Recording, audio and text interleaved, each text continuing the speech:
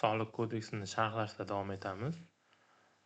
Bu yerda ko'pchilikka qiziq bo'lgan mavzularni birinchi yoritmoqchiman. Ya'ni soliq kodeksini 157-160 moddalari bu yerda soliq tekshiruv natijalarini ko'rib chiqish tartibi haqida.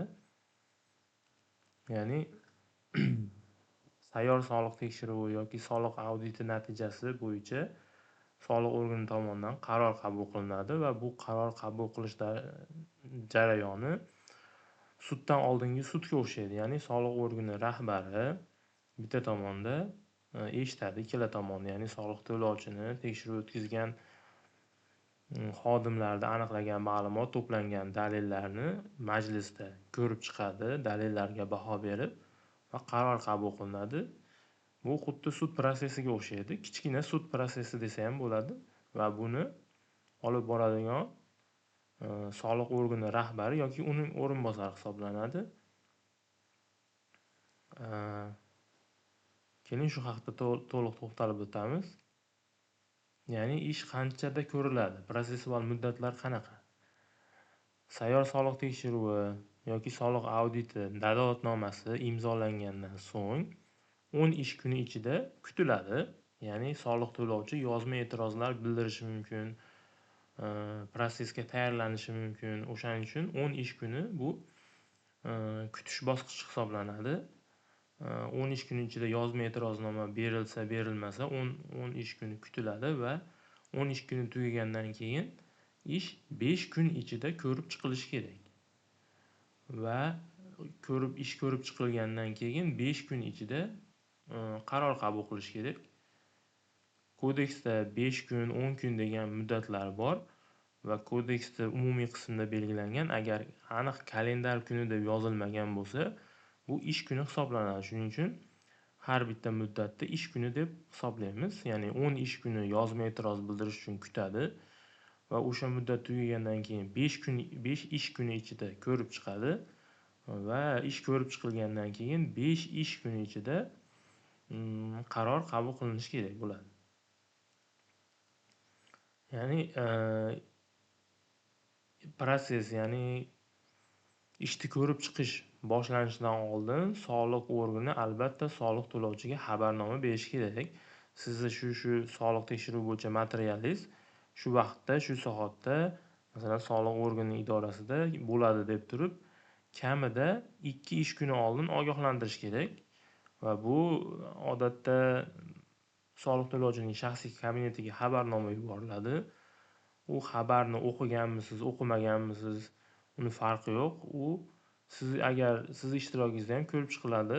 Agar xabarnoma bersa-yu, siz kelmagan bo'lsangiz. Endi sizga xabarnoma kelgan bo'lsa-yu, lekin qanaqadir uzrli sabablar bilan unga protsessga bora olmaydigan bo'lsangiz, bu haqda soliq organiga xabar beradigan bo'lsangiz, soliq organi rahbari o'sha keltirgan vajlaringiz uzrliligi sababli ishni ko'rib chiqishni boshqa kunga kechiktirishi mumkin. Xo'p, xabarnoma keldi. Proses boshlanadi. Ya'ni ish ko'rib chiqish jarayoni sud protsessiga o'xshagan tartiblari bor. Nimani qanday ketma-ketlikda bo'lishi kerakligi. Ya'ni qanday bo'ladi ish ko'rib chiqish jarayoni. Soliq organi rahbari yoki o'rinbosari quyidagi 5 ta savolga 5 ta harakatlarni amalga oshiradi. Ya'ni birinchi o'rinda o'zini tanishtiradi. O'sha ishni olib borayotgan shaxs sifatida o'zini tanishtiradi va qaysi material ko'rib chiqilayotganini e'lon qiladi yig'ilish qatnashchilariga. Keyin ishni ko'rib chiqish uchun chaqirilgan taraflar kelgan-kelmaganligini tekshiradi. Ya'ni asosan bu yerda soliq to'lovchi yig'ilishga keldimi, yo'qmi? Agar ishda kelgan bo'lsa, keyingi davom ettiraveradi. Agar kelmagan bo'lsa, aniqlashtirish kerak, belgilangan muddatda, ya'ni 2 ish kuni oldin xabarnoma berilganmi bu soliq to'lovchiga. Agar xabarnoma berilgan bo'lib turib kelmagan bo'lsa, ishni ko'rishda davom etadi. Agar xabarnoma berilmagan bo'lsa, chaqiriltirilmagan bo'lsa, soliq to'lovchini boshqatdan chaqiringlar deb turib, ishni keyinga qoldiradi. Agar e'tirozlar bo'lmasa, soliq to'lovchi shu yerda ishtirok etayotgan bo'lsa yoki belgilangan shaklda va muddatlarda xabarnomalar berilgan bo'lsa, soliq organi soliq to'lovchining vakillarini ishonchnomalarini tekshiradi. Ya'ni uni nomidan yuristi, MChJ nomidan yuristi yoki advokat keladigan bo'lsa, unga nomiga berilgan ishonchnoma bor yo'qmi, advokat bo'lsa orderi bormi yo'qmi, ya'ni o'sha soliq to'lovchini vakili sifatida huquqi bor yo'qligini hujjatlar asosida tekshiradi. Undan keyin taraflarga huquq va majburiyatlarni tushuntiradi. Ya'ni ish materiallarini ko'rib chiqishda soliq to'lovchini qanaqa huquqlari, qanaqa majburiyatlari borligini batafsil tushuntirish kerak bo'ladi. Undan keyin tekshirish dalolatnomasi va tadbirkor tomonidan berilgan e'tiroznomalarni o'qib eshittiriladi. Qisqacha mazmunni shu tekshiruv davomida shunaqa kamchilik aniqlandi. Soliq to'lovchi tomonidan shunaqa mazmundagi e'tiroz bildirildi degan ma'noda ishni umumiy mazmunini aytib beradi. Va undan keyin ishga doir dalillar va boshqa holatlarni tekshiradi. Taraflarning e'tirozlari, fikrlarini eshitadi, soliq tekshiruvini amalga oshirgan xodimlarning izohlarini eshitadi va qaror qabul qilish uchun muhim bo'lgan holatlarni batafsil o'rganadi. Ushbu jarayonda, ishni ko'rib chiqish jarayonida. Va qaror qabul qilish uchun jarayonda quyidagi savollarga javob topish kerak. Soliq organi rahbari to'g'ri qonuniy qaror qabul qilish uchun quyidagi 6 ta savolga javob topish kerak prosesda. Ya'ni birinchisi, soliq to'lovchi qonunchilik o'zi soliq to'g'risidagi qonunchilik buzilganmi, buzilmaganmi bu ko'rib chiqilayotgan masalada. Agar buzilgan bo'lsa, aniqlangan qonun buzilish soliqqa oid huquqbuzarlik alomatlarini tashkil etadimi, yo'qmi? Barcha qonun buzilishi ham huquqbuzarlik bo'lmasligi mumkin. Masalan, kam ahamiyatli, ozgina arzimagan kamchiliklar huquqbuzarlik keltirib chiqarmaydi. Soliq kodeksida aniq yozib qo'yilgan qanday harakatlar soliqqa oid huquqbuzarligi ekanligi, o'sha belgilangan harakatlar doirasidami bu aniqlangan qonun buzilishi yoki yo'qmi? Shuni aniqlaydi. Keyin javobgarlikka tortish asoslari mavjudmi o'zi yo'qmi? To'rtinchisi, soliq to'lovchilarining e'tirozlari asoslanganmi? Ya'ni ularning vajlari, e'tiroznomalarida asos bormi yo'qmi? O'shalarga baho beradi. Va 5-inchisi, aybni istisno etuvchi holatlar bormi yo'qmi degan savolga javob berish kerak o'zi to'g'ri qaror qabul qilish uchun. Aybni istisno etuvchi holatlar batafsil Soliq kodeksining 213-moddasida yozilgan. Buni yana boshqa videolarda alohida to'xtalib o'tamiz.